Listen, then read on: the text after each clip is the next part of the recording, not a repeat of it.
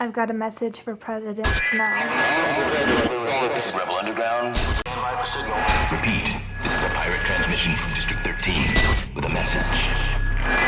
The Mockingjay lives. Hi guys, it's Caitlin, and today, Mockingjay Part 2 officially hit the theaters. I went and saw it last night, so I thought I would do a quick two-part review. The first part is going to be spoiler-free, but the second part will contain spoilers, and I will let you know when that happens. If you hear all this jingling in the background, I apologize. Young Tyrion Lannister here is being a butt. So for anybody who doesn't know, I have been obsessed with The Hunger Games since it came out. And I waited outside in the freezing cold in a long line for the premiere showing of The Hunger Games. And then I waited outside for a short amount of time for the premiere showing of Catching Fire. And then I waited in a theater for the premiere showing of Mockingjay Part 1. And then I waited in the theater for the line to start forming for Mockingjay Part 2. Only it never started forming because apparently the whole time I could have walked into the theater and gotten a better seat. But, you know what? Bygones. Bygones. So, I am here to tell you what I thought of Mockingjay Part 2. I didn't like The Hunger Games. I loved Catching Fire. I was blown away by Mockingjay Part 1. And Mockingjay Part 2 was pretty good. It didn't blow me away, but it wasn't awful by any means. It still definitely beats out The Hunger Games in my book. I was just a little bit disappointed by it, and there were a couple of reasons for that. One of the reasons that I didn't love Mockingjay Part 2 was that it was a little bit boring. And I know, you're like, Mockingjay Part 1 was boring, Caitlin. I know, but hear me out. So, Mockingjay was a good book, but the first half of the book, which was put into Mockingjay Part 1, was boring. It was the second half of the book where things got really, really good. And so when Mockingjay Part 1 came out, and it was amazing, and it was entertaining, and it was intriguing, and it wasn't boring at all, I had the highest expectations for Part 2, because that's where the action starts happening, and every moment is just so full of tension and emotion and fear. But unfortunately for me, that was lacking in the movie. It wasn't that it wasn't true to the books, because it was. It was beautifully true to the books. If there are scenes in there that you are really, really hoping were translated from the book to the movie, chances are they were. If there is dialogue in there that you're just like, I really hope that they say these words in this order to this person at this time. They probably did. It was very, very true to the book. But at the same time, there were moments when in the book it was fraught with tension and this deep emotion, and in the movie it wasn't. It was just long, nothing happened, it was drawn out, the emotionality wasn't there to carry that scene, and that made it boring. And then a lot of the action sequences, I believe, were cut from the movie. Not like a lot, but some of the smaller ones that we grew used to. And a lot of that, like I said, is because these emotional scenes did not pack the punch they were intended to. Some of these scenes that you were really, really hoping were in the movie, some of this dialogue that you were praying would make it into the script and onto the screen, are there, but not to the extent that they were in the books. The exact words are there, the exact placement is there, but the emotion and the meaning and the feelings behind it are unfortunately absent. My other main issue with it, and I don't know if this is really something that is going to translate to a lot of people, was the absence of blood. I know that sounds really morbid, like, Caitlin, why are you upset that there wasn't any blood? But as you know, these books are violent, they're vicious, they're full of death and destruction and agony and pain and injury and blood. There was like no blood in this movie. And I'm not saying like I wish that there'd just been geysers squirting everywhere, but as you can assume, people die in this movie. But when you're looking at them, it's unclear how they died or why they died, because there's literally not a scratch on them. And it's not even like they took poison. Like, they died in an absurdly brutal way without a drop of blood being shed somehow. That's not to say that there weren't excellent parts of this movie. There were. I'm being extremely critical, and I am aware of that because I had such high expectations. And the reason for that is because I went into Hunger Games, expectations up to here. It was my favorite book. Literally, the Hunger Games is tied up there with Harry Potter for me. If you made me choose, I wouldn't be able to because I really believe that the Hunger Games and Harry Potter are just neck and neck in my heart. And so I went into the Hunger Games with expectations up to here, and I was horribly disappointed. And so I went into Catching Fire with low expectations, and it blew me away. So I went into Mockingjay Part 1 disappointed that they were splitting this book in half, when the first half of the book was so slow and boring and just political and honestly agonizing at times. And I was blown away. So when the second half of this book, by the same exact director, producer, everybody who had made the previous two movies excellent was involved in this movie, I knew it was going to be great. I was expecting everything to just blow me away again, and it didn't. And that is why I have these expectations as I have them. But like I said, it was still a solid movie. It stayed really true to the book. There are scenes that are action for action, lines and dialogue that are word for word. Things just happen and they flow like they did in the book, with a little bit of the emotionality unfortunately missing. Another great thing was the actors, as always, were so perfectly on point. Donald Sutherland, who plays President Snow, brilliant man, brilliant. He brings so much life to President Snow's character. And I can't say that that's entirely him. I'm sure that a lot of it has to do with the dialogue and the script writers and the producers and all of that. But he brings so much to Snow. Like, Snow is evil and he's corrupt and he's cruel. But Donald Sutherland makes you like him. And of course, Jennifer Lawrence, brilliant as always. She is the perfect Katniss. And I'm going to say straight off the bat, I wasn't one of the people who was upset when they cast Jennifer Lawrence as Katniss Everdeen. Even though, I know that she didn't fit the mold or the description of Katniss, I wasn't upset like a lot of other people were. I think she's great. I think she does such an excellent job. Unfortunately, in this movie, for me, she was only perfect as Katniss 98% of the time. And that 2% is what really got me, and for reasons that I'll go into once we get to the spoilery section. But Josh Hutcherson is brilliant as Peeta. Liam Hemsworth, he's not even brilliant as Gale. He is Gale. Gale and Liam are the same person.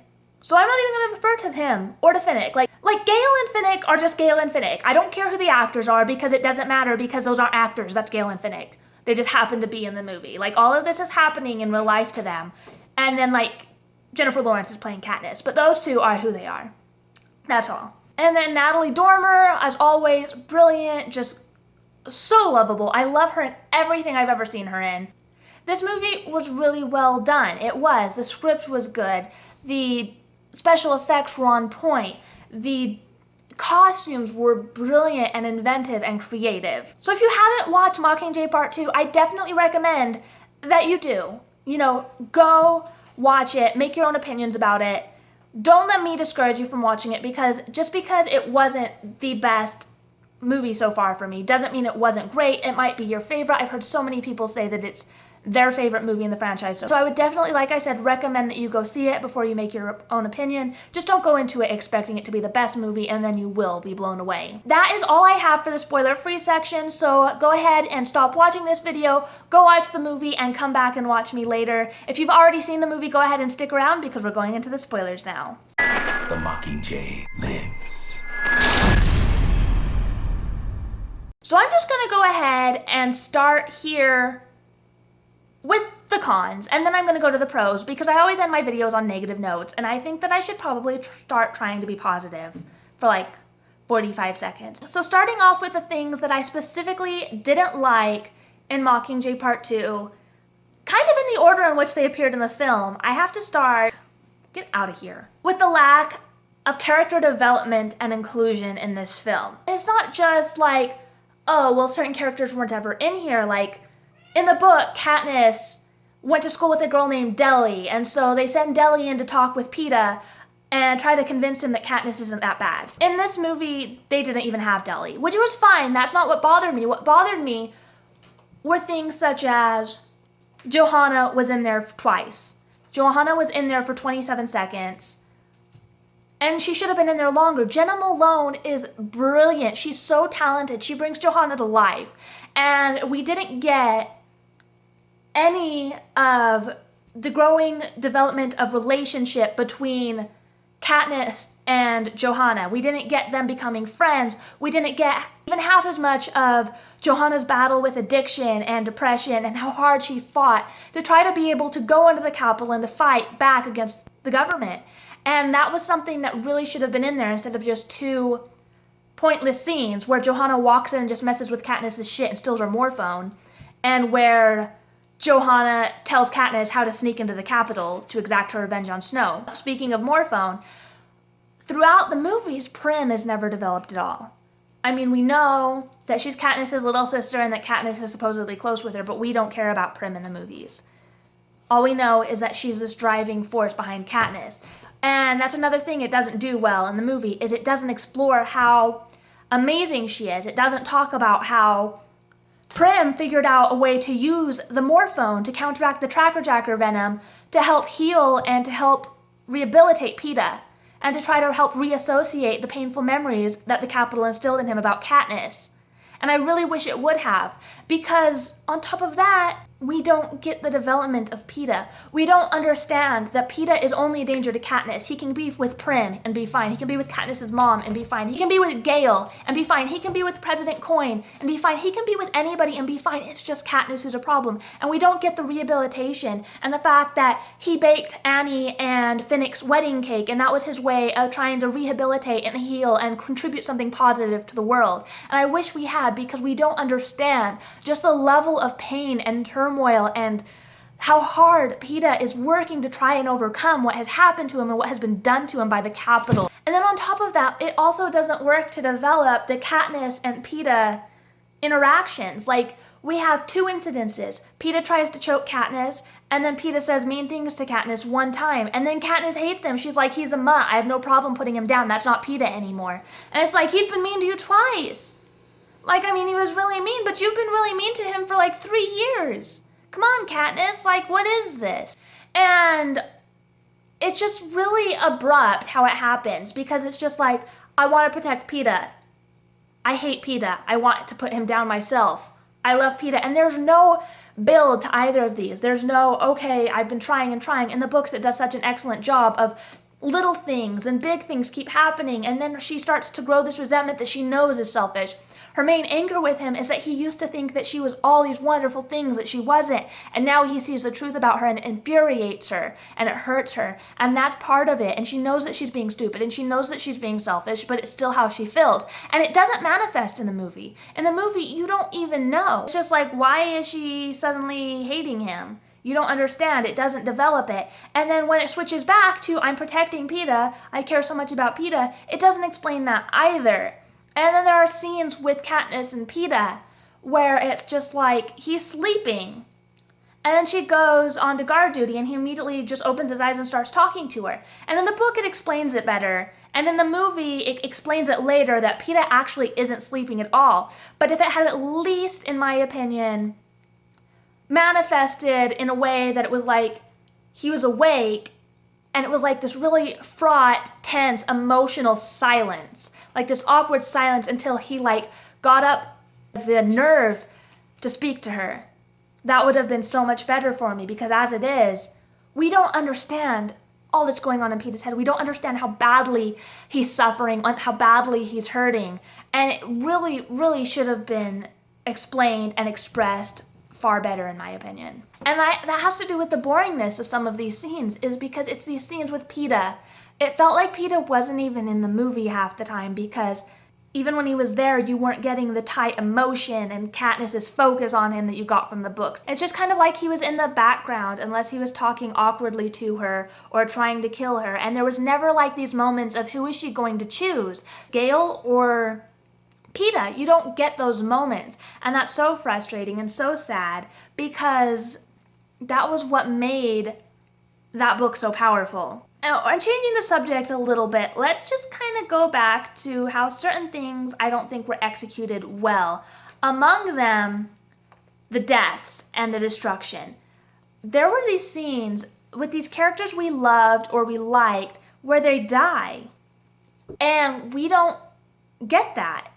Like, we don't get the emotion from it. Like, when Boggs steps on that landmine and explodes, and Katniss runs over to him, and that's when he gives her possession of the Hollow.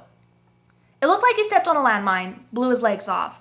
When she's approaching him, it looks like his legs are blown off. But when she's kneeling next to him, there's not a scratch on him, there's no blood, his voice sounds a little stressed, but not like he's, speaking out his last dying words. When it changes the angles, someone's trying to roll up his pant leg on legs that are still there, and there's no blood stains. Like, am I really supposed to believe that this man was just blown up and he's not even bleeding a little bit? And the same thing happened a couple other times, like in the parachute scene with the children.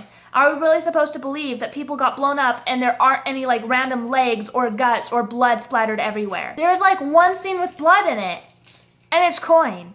And, where is all the blood? Why is this rated PG-13? There's no blood. Is it because there were guns? Because, personally, if guns shoot you and you don't bleed, I don't know if that's really a gun. That could be like a friggin' pea shooter, except pea shooters could extract more damage, so I'm not really sure why the PG-13 rating was even there. And the other thing that really, really bothered me was, once again, connecting to the lack of emotionality of a lot of these scenes, and that was the final real or not real. And I know that I wasn't alone in having my fingers crossed and praying that they would not include the scene where Peeta whispers to Katniss, "You love me, real or not real?" And then she tells him real. Well, they didn't exclude it, but it wasn't like it was in the books, because it didn't express how hard they had to work to come back together, how hard it was for them to overcome this conditioning and this fear and this trauma they've both been through and become friends again. It didn't express any of the pain that they went through to come back together. I really wish it had. And when Katniss answers his question, she just says real in kind of a monotone. There's no emotion to it. And that was the make or break moment for me, because it was at that point where I was like, I'm on the precipice of loving this movie or not loving it. And that movie just tipped me solidly into the I don't love it colony. But there are positives. I'm sorry, I just dragged things way down, so now let's bring things way back up. Like I said, the acting was amazing for the most part. It stayed so true to the books. Finnick just made the movie, there's this, he's just so perfect as Finnick. And that scene where the Capitol plays the music and shows the dead tributes' faces, and Finnick sees his face, and he just starts laughing. And the way that he takes care of Peeta in this movie, I'm not sure if he actually did it that way in the book. I don't remember. But the way he did it in the movie was so sweet. He was so kind, so patient, so gentle with Peeta. And then you kind of realize that's how he knows how to handle it, because that's what he has to do with Annie. And that is so sweet. That is the sweetest thing, that he knows how to handle basically mental illness and damage, because he loves a girl who is going through that herself, and he has the compassion to show it to someone who has tried to kill him and tried to kill his friend and tried to kill his Mockingjay. And, despite the fact that he dies, I really appreciated the way that the scriptwriters or the director or whoever gave Finnick his last epic fight scene, because he kicked ass. He didn't make it in the end, but I'm glad that he got that last epic trident ass-kicking scene, because that was brilliant and I loved it. And speaking of that, let's just talk about those mutts. Those mutts were not what I pictured from the book, but they were freaking terrifying. I was terrified. What even is that? That was terrifying. I'm just gonna say terrifying a lot, because that was creepy as fuck. And one area in which the emotions did ring true for me, and that I think almost were done better than in the book, was in Gale and Katniss growing apart. And I thought that was really, really well executed, because in the book, it's expressed, but it's not shown as specifically. And I loved that, because it's just incident after incident. Gale shows this bitterness, even though he's not been through half as much as Katniss. And I just loved the way she started to look at him and to call him out on it. Who are you even more? She didn't even recognize him anymore. And I'm so happy that at the end, she did confront him. And she was like, was that our bond?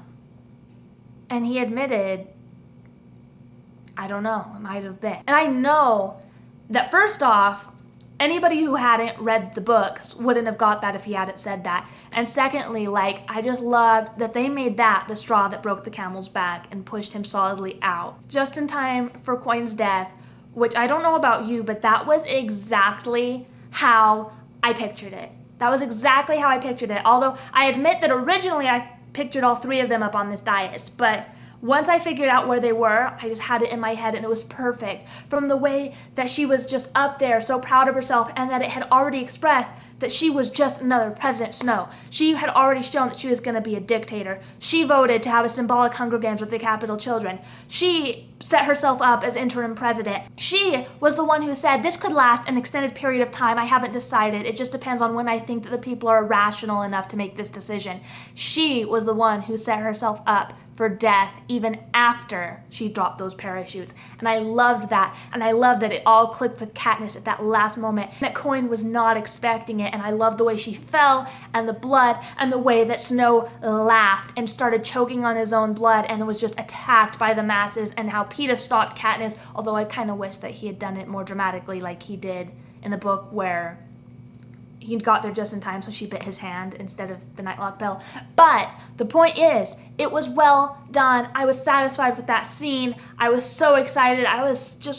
It was awesome. And then when she goes home and she feels nothing, and you still haven't really registered the fact that Prim is dead, and then Buttercup shows up. Oh my gosh. I don't remember if that scene was in the books. I don't care if it was.